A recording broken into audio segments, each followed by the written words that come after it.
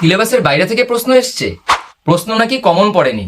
সুকুমার রায় নাকি একজন বিজ্ঞানী ছিলেন।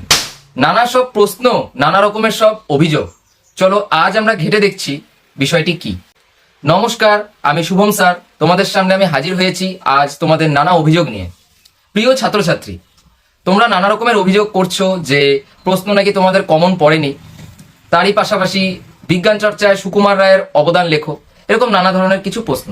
তোমাদের এই অভিযোগগুলি কতখানি সঠিক এবং কতখানি বিভ্রাটপূর্ণ সেটা চলো আজ আমরা ঘেটে দেখব। উচ্চ মাধ্যমিক 2024-এর বাংলা প্রশ্নপত্র যদি আমরা একটু ঘেটে দেখি, আমরা দেখতে পাই যে 1-এর 10 নম্বর প্রশ্ন, পেজ নম্বর 4, সেখানে একটি প্রশ্ন দেওয়া রয়েছে এমসিকিউ সেকশনে। আরে সবসময় কি অ্যাস্থেটিক দিক দেখলেই চলে? উক্তিটি কার? এই এমসিকিউ প্রশ্নটি তুলে ধরা হয়েছে বিভাব নাটক থেকে। তার সঙ্গে অথবা দেওয়া রয়েছে আরেকটি প্রশ্ন, রাজা রথারোহণম নাটয়তি, কথাটির অর্থ হলো। প্রথম কথা এখানেই যে সংসদ থেকে যে প্যাটার্নটি তুলে ধরা হয়েছে সেই প্যাটার্নটি ফলো করা হয়নি। প্যাটার্নে পরিষ্কারভাবে বলে দেওয়া হয়েছে যে বিভাব এবং নানা রঙের দিন দুটি যে নাটক রয়েছে সেই নাটক দুটি থেকে প্রশ্ন তোমাকে অথবাতে দিতে হবে। অর্থাৎ ছাত্রছাত্রীরা স্বভাবত কি করে? ছাত্রছাত্রীরা স্বভাবত যেটা করে সেটা হলো হয় বিভাব নাটকটি ভালো করে পড়বে অথবা নানা রঙের দিন নাটকটি ভালো করে পড়বে। তার মধ্যে থেকে যে কোনো একটি নাটক থেকে তারা উত্তর লিখে দিয়ে আসে। কিন্তু এক্ষেত্রে আমরা দেখতে পাচ্ছি দুটি প্রশ্নই বিভাব নাটক থেকে তুলে ধরা হয়েছে। এবং তারপরে যদি আমরা দেখি, নানা রঙের দিন নাটকে মাঝরাতে রজনীকান্ত যার পোশাক পরেছিলেন তিনি হলেন, অর্থাৎ এটি নানা রঙের দিন নাটক থেকে তুলে ধরা হয়েছে। তারই অথবা দেওয়া রয়েছে আরেকটি এমসিকিউ, যেখানে বলা হয়েছে এ কথাটা মালিকের কানে তুলবেন না চাটুর্যে মশাই। কথাটা হলো এটিও নানা রঙের দিন নাটক থেকে তুলে ধরা হয়েছে। অর্থাৎ ছোট্ট ভাই বোনেরা, তোমরা বুঝতেই পারছো যে নানা রঙের দিন নাটক থেকে দুটি প্রশ্ন দিয়ে সেখানে অথবা দিয়ে দেওয়া হয়েছে, এবং একইভাবে বিভাব নাটক থেকে দুটি প্রশ্ন দিয়ে সেখানেও অথবা তুলে ধরা হয়েছে। মানে দেখো, এখন এখান থেকে আমরা কি বুঝতে পারি যে সংসদে যেখানে পরিষ্কারভাবে বলে দিয়েছে যে তোমরা হয় বিভাব নাটকটি ভালো করে পড়ে যাও বা নানা রঙের দিন নাটকটি পড়ে যাও, দুটোর মধ্যে অথবা দিয়ে কোশ্চেন আসবে। এটা বলা হয়নি যে তোমরা একটিই পড়বে, সেটা বলোনি। কিন্তু সংসদ থেকে তো এটা একটি নির্দেশিকা জারি করা হয়েছে না, এটা তো আগাগোড়াই চলে আসছে, সিলেবাসেই তো তাই রয়েছে যে কোনো একটি নাটক তোমরা ভালো করে পড়বে, সেটা থেকে তোমরা উত্তর করতে পারবে। স্বাভাবিক তো তাই, কিন্তু এখানে প্যাটার্ন ফলো করা হয়নি। তারই পাশাপাশি আরো কিছু ভুলচুক রয়েছে প্রশ্নে, যেমন সাহিত্য সংস্কৃতির ইতিহাস, সেখান থেকে নাকি 3টে এমসিকিউ থাকার কথা, যেখানে 5টি এমসিকিউ রয়েছে। তারই পাশাপাশি দেখো পেজ নম্বর 6, যেখানে বলা আছে 14 নম্বর একটি কোশ্চেন আছে, জয় তরুণের ঠাসা। এখানে যে জায়গার কথা বলা হয়েছে সেটি হলো, প্রশ্নটি কোথা থেকে এসছে? প্রশ্নটি এসছে পড়তে জানে এমন এক মজুরের প্রশ্ন, আন্তর্জাতিক কবিতা থেকে। তারই পরের প্রশ্ন দেওয়া রয়েছে, জলপানের আশায় মর্দানাকে কতবার পাহাড়ের চূড়ায় উঠতে হয়েছিল। এটি তুলে ধরা হয়েছে অলৌকিক গল্প থেকে। তোমরা ভালো মতোই জানো যে অলৌকিক এবং আন্তর্জাতিক কবিতা পড়তে জানে এমন এক মজুরের প্রশ্ন, দুটি থেকে প্রশ্ন সর্বদা অথবা দিয়েই থাকার কথা, যেখানে কোন রকম অথবা তুলে ধরা হয়নি। কি আর বলি। তো যাই হোক, এরপর চলে আসছি বন্ধুরা সাহিত্যের ইতিহাস প্রসঙ্গে, পেজ নম্বর 12-তে। সেখানে 9-এর 3 দাগের একটি প্রশ্ন রয়েছে, যেখানে বলা আছে বাঙালির বিজ্ঞান চর্চার ইতিহাসে উপেন্দ্র কিশোর রায়চৌধুরী অথবা সুকুমার রায়ের অবদান সম্পর্কে আলোচনা করো। যদি এই প্রসঙ্গে আসি, আমরা সবাই জানি বা তোমরা সবাই জানো যে সুকুমার রায় বা উপেন্দ্র কিশোর রায়চৌধুরী ইনাদের অবদান কিসে রয়েছে? ইনাদের অবদান মেনলি রয়েছে সাহিত্য ক্ষেত্রে, তাই নয় কি? সাহিত্য ক্ষেত্রে রয়েছে। দেখো একটা কথা বলি, তুমি এখন প্রশ্ন তুলে ধরতেই পারো যে উপেন্দ্র কিশোর রায়চৌধুরীর বিজ্ঞান চর্চায় কি অবদান রয়েছে। আমরা একটু বাংলা ভাষা ও শিল্প সাহিত্য সংস্কৃতির ইতিহাস বইটি যদি আমরা ঘেটে দেখি, আমরা দেখতে পাই যে পেজ নম্বর 72, সেখানে বলা রয়েছে উপেন্দ্র কিশোর রায়চৌধুরী এবং সুকুমার রায় সম্বন্ধে লেখা হয়েছে।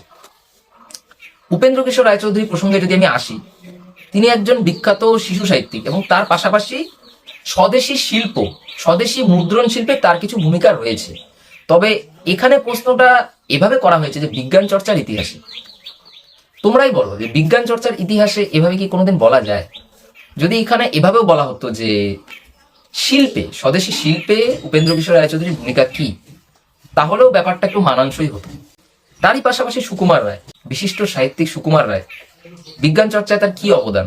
মানে অবদান থাকতেই পারে, অবদান যে থাকতে পারে না তা নয়, তবে অনধিক 150 শব্দের মধ্যে উত্তরটি লিখতে হয় তোমাদেরকে। আমি পরখ করে এটাই বলতে পারি যে প্রশ্নটি যিনি করেছেন বা যারা ভেরিফাই করেছেন প্রশ্নটি, একবার কি ব্যাপারটা ভেবে দেখা যেত না যে সুকুমার রায় বা উপেন্দ্র কিশোর রায়চৌধুরী বিজ্ঞান চর্চার ভূমিকা, তারা কিছু কাজ হয়তো, কিছু অবদান হয়তো তারা রেখে দিয়ে গেছেন বিজ্ঞান চর্চার ইতিহাসে, তবে সেটাকে কি এইভাবে এতটা বাড়িয়ে বলা ঠিক হচ্ছে যে অনধিক 150 শব্দের মধ্যে লেখা যায়? আমার মনে হয় না লিখে ফেলা যায়। তোমরা কমেন্ট করে জানাও এটা কি সম্ভব। সবশেষে আমি এটাই বলতে চাই, উচ্চ মাধ্যমিক পরীক্ষায়, এটা উচ্চ মাধ্যমিকের বাংলা একটা পরীক্ষা, একটা নির্ণায়ক পরীক্ষা একটি ছাত্র জীবনের ক্ষেত্রে, একটা ছাত্র বা একটা ছাত্রীর জন্য এটি একটি নির্ণায়ক পরীক্ষা। 1 নাম্বারও এক্ষেত্রে অনেক গুরুত্বপূর্ণ হয়ে দাঁড়ায়। দেখো, প্রশ্ন যে খুব একটা কঠিন হয়েছে, তোমাদের যে অভিযোগ প্রশ্ন কঠিন হয়েছে আমি তাও বলবো না, বা তোমরা যদি এটাও অভিযোগ করে থাকো যে সিলেবাসের বাইরে হয়েছে, আমি তাও বলবো না। আমি এটাই বলবো যে শিক্ষা সংসদ থেকে দেওয়া যে প্যাটার্ন, সেই প্যাটার্নটাকে উপযুক্তভাবে ফলো করা হয়নি। এটা তো কোনো ক্লাস টেস্ট নয়, বা এটা তো কোনো ঐচ্ছিকভাবে আমার বানিয়ে ফেলা কোনো একটি টেস্টের পেপার নয় যে আমি ইচ্ছা মতো যাই কোশ্চেন করব, যেই প্যাটার্ন খুশি আমি ফলো করব। ব্যাপারটা তো তা নয়, ব্যাপারটা তো শিক্ষা সংসদের একটু দেখা উচিত, তাই নয় কি? এমন প্রশ্ন করছো, তাতে প্যাটার্ন ফলো করছো না। 2 নম্বর কথা, তুমি এমন কিছু মানুষ, এমন কিছু বিশিষ্ট সাহিত্যিকের বিজ্ঞান চর্চায় অবদান তুলে ধরতে বলছো অনধিক 150 শব্দের মধ্যে, যা কিনা কেউই তুলে ধরতে পারবে না। তোমরা শিল্প সংস্কৃতির 72 নম্বর পেজে যদি দেখলেই বুঝতে পারবে। তো এটা কি ঠিক যে আমরা উচ্চ মাধ্যমিকের মতো একটা ভাইটাল স্টেজের পরীক্ষায় আমরা নিজেদের এই আভিজাত্যটা দেখাবো?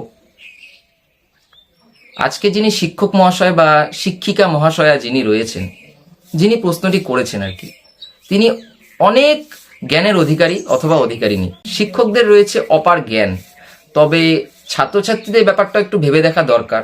তাদের বইতে, তাদের পাঠ্যপুস্তকে কি রয়েছে, তারা কতটা জানে, তারা কতটা লিখতে পারবে, এই বিষয়টি একটু ভেবে দেখা দরকার। উচ্চ মাধ্যমিকের মতো বড় একটি স্টেজে গিয়ে যদি এই ধরনের ছেলে খেলা করা হয়, তবে সেটা ঠিক না। বন্ধুরা, তোমরা ভিডিওটি যতটা পারো শেয়ার করো, ঠিক আছে, যাতে অন্তত এই কথাগুলো শিক্ষা সংসদের কানে গিয়ে পৌঁছায়, তারা যাতে ভালোভাবে এই বিষয়ে কোনো একটি ব্যবস্থা নেয়।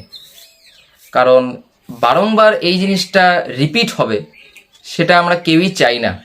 জীবনের একটি খুবই গুরুত্বপূর্ণ পরীক্ষা উচ্চ মাধ্যমিক। সেজন্যই বলছি যে তোমরা ভিডিওটি বারবার করে শেয়ার করো, সবাইকে শেয়ার করো, সবাই যাতে দেখে, সবাই যাতে সতর্ক হয়, সবাই যাতে ব্যাপারটি জানতে পারে, এবং শিক্ষা সংসদ মহাশয়া আপনারা যাতে বিষয়টি একটু খতিয়ে দেখেন কি করা যায়। আগামীতে তোমাদের রয়েছে ইংরেজি পরীক্ষা, আশা করি ইংরেজি প্রশ্নপত্র এমনটা হবে না, প্যাটার্ন মেনেই করা হবে, এবং তোমাদের জন্য অনেক অনেক শুভকামনা রইল। তোমরা যাতে ভালো করে পরীক্ষাটি দাও, অবশ্যই তোমাদের সবার ভালো হবে। আমার অনেক অনেক শুভেচ্ছা রইল। এই জানিয়ে আজকের এই ভিডিও শেষ করছি। ধন্যবাদ।